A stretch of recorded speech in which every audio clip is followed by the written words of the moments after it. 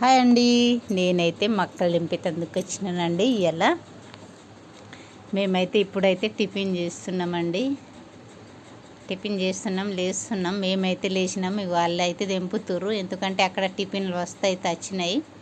ఇవైతే ఎందుకంటే ఈ వీడియో అయితే చివరి దాకానండి. మేము ఎంత నిమిషాల టిఫిన్ చేస్తామో అంత నిమిషాల దాకా వీడియో తీయాలని అయితే అనుకున్నాము. అందుకోసమే వీడియో తీస్తున్నా నేనైతే. ఎందుకంటే ఎక్కువ శాతం అయితే కూర్చోమండి. ఓళ్ళైనా అంతే, ఓళ్ళది పోయినా అంతేనండి. ఎక్కువ శాతం అస్సలు కూర్చోము. ఎందుకంటే ఇప్పుడు మనం చేసేదే 3-4 గంటల టైము. ఈ టైంలో ఎందుకంటే టైంపాస్ చేసుడు అనుకుంటాము. పొద్దుగల వచ్చిందా తెంపుడు అండి. అస్సలు టైం అయితే వేస్ట్ చేసుకోము. ఇగో ఇంటికాడ పిల్లట్లే తీసుకొచ్చింది. వేరే పిల్లట్లు అయితే తీసుకురాలే. వేరే పిల్లట్లు నిన్న తీసుకొచ్చింది కానీ బాగా చిన్నగా ఉండే, అందుకోసమే ఈ ప్లేట్లు. మా చెల్లి అయితే ఇగో ఉప్మా వేయమన్నాం, కానీ మా చెల్లెకైతే ఉప్మా కూడా వేయరాదట. నేను వెయ్యా అన్న అయితే లేచింది.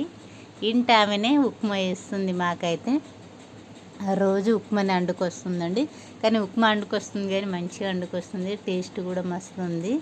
దీని మీద అయితే ఇయ్యాలైతే సాంబార్ చేసిందట. సాంబార్ కూడా మంచిగానే ఉందని అంటారు. మా చిన్నమ్మ తింటుంది. నేను ఇంకా నా దగ్గర అయితే సాంబార్ రాలేదండి, ఉప్మా వచ్చింది. ఉప్మానే తింటున్నా.